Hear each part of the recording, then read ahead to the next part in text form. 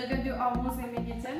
ഇന്ന് ഞാൻ ഈസി ആയിട്ട് ഒരു ടൊമാറ്റോ ദാൽ കറിയാണ് ചെയ്യാനായിട്ട് പോകുന്നത്. അപ്പോൾ നമുക്ക് എങ്ങനെ അത് തയ്യാറാക്കാൻ നോക്കിയാലോ? അപ്പോൾ ഞാൻ ആവശ്യമായിട്ടുള്ള ഇൻഗ്രീഡിയൻസ് ഞാൻ പറയാം. അതിലേക്ക് ഞാൻ മസൂർ ദാലാണ് എടുക്കുന്നത്. ഈ മസൂർ ദാൽ എടുക്കുമ്പോൾ ഞാൻ എടുത്തുന്ന അളവ് ഈ കപ്പിൽ ഒരു അര ഗ്ലാസ്സാണ് ഞാൻ ദാൽ എടുക്കുന്നത്. ഞാൻ നന്നായി കഴുകിയിട്ട് എടുത്തു വെച്ച പരിപ്പാണിത്. ഈ പരിപ്പ് മസൂർ ദാലാണ് ഞാൻ എടുക്കുന്നത്. നിങ്ങൾ വേണമെങ്കിൽ മഞ്ഞപ്പരിപ്പ് എടുത്തോളൂ, കുഴപ്പമില്ല. ആ പരിപ്പാണെങ്കിലും പ്രശ്നമില്ല. അത് കഴിഞ്ഞാൽ പിന്നെ എനിക്ക് ആവശ്യമായിട്ടുള്ള അതാണ് 4 തക്കാളി ഞാൻ എടുത്ത് വെച്ചിട്ടുണ്ട്. 4 തക്കാളി നന്നായിട്ട് നമ്മൾ ഒരു മീഡിയം സൈസിൽ കട്ട് ചെയ്ത് വെച്ചിട്ടുണ്ട്. പിന്നെ വേണ്ടതായിട്ടുള്ള പൊടികളാണ്. പൊടിക്ക് ഞാൻ എടുക്കുന്നത് കുറച്ച് മഞ്ഞൾപ്പൊടിയും വേണം, അതുപോലെ തന്നെ കുറച്ച് മുളക് പൊടിയും വേണം. ഇത് നല്ല എരിയുള്ള മുളക് പൊടിയാണ്, കാശ്മീരി അല്ല. മുളക് പൊടിയും വേണം. പിന്നെ നമുക്ക് വേണ്ടത് ഉപ്പ് വേണം. പിന്നെ നമ്മൾ പൊടികളെല്ലാം കഴിഞ്ഞ് ലാസ്റ്റ് അരച്ചൊഴിക്കലോ, അതിന് വേണ്ടിയിട്ട് ഞാൻ 1 കപ്പ് തേങ്ങ എടുത്തിട്ടുണ്ട്. 1 കപ്പ് തേങ്ങയ്ക്ക് ഞാൻ 1 സ്പൂണ് ജീരകം, നല്ല ജീരകം ഞാൻ എടുത്തിട്ടുണ്ട്. അതാണ് നമ്മൾ ലാസ്റ്റ് അരയ്ക്ക് വേണ്ട അരപ്പ അരച്ചൊഴിക്കില്ല, ഇതാണ് ഞാൻ എടുത്തിട്ടുള്ളത്. പിന്നെ നമുക്ക് വേണ്ടത് ചെറിയ ഉള്ളി ഞാൻ ചെറുതുകാല മീഡിയം സൈസ് ഉണ്ട്.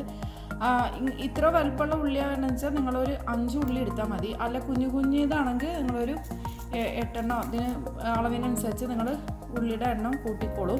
പിന്നെ 2 വറ്റൽമുളക് എടുത്തിട്ടുണ്ട്. ഇത് നമുക്ക് ലാസ്റ്റ് അരിഞ്ഞിട്ട് ലാസ്റ്റ് നമ്മൾ താളിച്ചിടില്ലേ, അതിന് വേണ്ടിയിട്ടാണ് ഞാൻ എടുത്തിട്ടുള്ളത്. പിന്നെ ലാസ്റ്റ് വേണ്ടത് കറിവേപ്പില.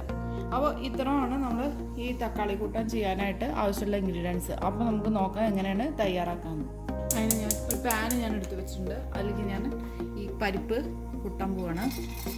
പരിപ്പ് ഇട്ട് കൊടുക്കുക. 1 ഗ്ലാസ് ഞാൻ വെള്ളം ഒഴിച്ചു കൊടുക്കുകയാണ്. ഈ പരിപ്പ് നന്നായിട്ട് വെന്തുടയണം. പരിപ്പ് വേഗം വേവാനായിട്ട് ഞാൻ 1 നുള്ളു മഞ്ഞൾപ്പൊടി ഇട്ട് കൊടുക്കുകയാണ്. അതുപോലെ തന്നെ 1 സ്പൂണ് വെളിച്ചെണ്ണയും ഒഴിക്കുകയാണ്. എന്നിട്ട് നമ്മൾ ഇത് നന്നായി ലോ ഫ്ലെയിമിലിട്ടിട്ടൊന്ന് ഈ പരിപ്പ് നന്നായിട്ടൊന്ന് വേവിച്ചെടുക്കാം. അപ്പോൾ ഈ പരിപ്പ് ഞാൻ വേവാൻ വെച്ചിട്ട് ഒരു 20 മിനിറ്റ് ആയി കേട്ടോ. അപ്പോൾ നമുക്ക് ഈ പരിപ്പ് വെന്തോന്ന് നോക്കാം. ഞാൻ ഈ പരിപ്പ് ഒന്ന് എടുത്ത് കാണിക്കാം വെന്തോന്ന്. പരിപ്പ് നന്നായിട്ട് വെന്തിട്ടുണ്ട്, ഇതായിട്ടുണ്ട്. ഇനി നമുക്ക് ഇതിലേക്ക് തക്കാളി ചേർത്ത് കൊടുക്കാം. ഞാൻ 4 തക്കാളിയാണ് ഞാൻ കട്ട് ചെയ്ത് വെച്ചിട്ടുണ്ട്. ഈ 4 തക്കാളി ഇതിലേക്ക് ഇട്ട് കൊടുക്കാം. ഈ തക്കാളി ഈ പരിപ്പ് കടന്ന് ഒന്ന് വെന്തുടയണം. അപ്പോൾ ഈ സമയത്ത് നമുക്ക് ആവശ്യത്തിന് മഞ്ഞൾപ്പൊടി ഇട്ട് കൊടുക്കുക. പൊടികൾ ഇട്ട് കൊടുക്കണം. ഒരു 1/2 ടീസ്പൂൺ ഞാൻ മഞ്ഞൾപ്പൊടി ഇട്ടിട്ടുണ്ട്. അതുപോലെ തന്നെ നമുക്ക് നല്ല എരിവുള്ള മുളക് ഞാൻ എടുത്തിട്ടുണ്ട്. അത് ഞാനൊരു സ്പൂണ്, ഒരു സ്പൂൺ തന്നെ മതി. ഞാൻ വല്ലാതെ എരി കൂടും. പിന്നെ വേണ്ടതാണ് ഉപ്പ് നമുക്ക് ആവശ്യത്തിന് ഉപ്പ് ചേർത്ത് കൊടുക്കാം. ഇനി നമുക്ക് ഈ തക്കാളി ഒന്ന് ഉടഞ്ഞ് വരണം. അപ്പോൾ നമുക്കൊന്ന് അടച്ചു വയ്ക്കാം. അപ്പോൾ നമുക്ക് ഈ തക്കാളി വേവണ നേരം കൊണ്ട് നമുക്ക് ഇതിലേക്കുള്ള അരപ്പ് ഞാൻ അരച്ചെടുക്കാൻ പോവാണ്. ഞാൻ തേങ്ങയും 1 സ്പൂൺ ജീരകമാണ് ഇട്ടത്. അത് നമുക്ക് നല്ലതായിട്ട് പേസ്റ്റ് രൂപത്തിൽ അരച്ചെടുക്കാം. അപ്പോൾ ഞാൻ തേങ്ങ നന്നായിട്ട് അരച്ചെടുത്തിട്ടുണ്ട്, നന്നായിട്ട് പേസ്റ്റ് ആയിട്ട് അരച്ചെടുത്തിട്ടുണ്ട്. അപ്പോൾ നമുക്ക് ഈ തക്കാളി വെന്തോ നോക്കാം.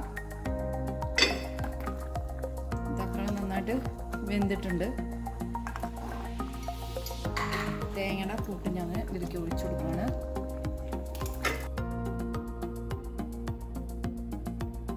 ഈ തേങ്ങയുടെ കൂട്ട് ഒഴിച്ചു കൊടുത്തു കഴിഞ്ഞാൽ പിന്നെ വല്ലാതെ ഒരു തള നമുക്ക് വരുമ്പോൾ ഈ തീ ഓഫ് ചെയ്യാം.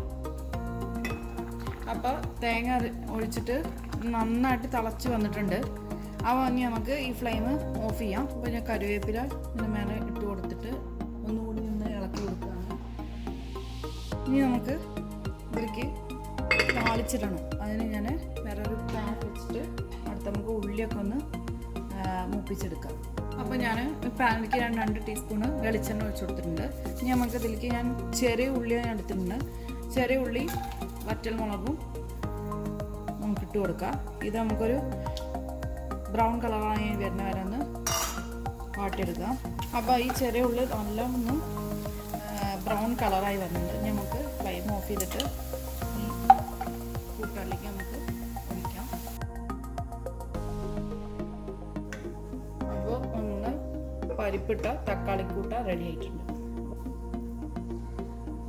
അപ്പോൾ ഈസി ആയിട്ടുള്ള തക്കാളിക്കൂട്ട നമുക്ക് റെഡി ആയിട്ടുണ്ട്.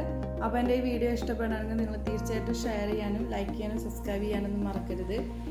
അപ്പോൾ നമുക്ക് അടുത്തൊരു നല്ലൊരു വീഡിയോ ആയിട്ട് വരുന്നവരേക്കും ബൈ. Thank you.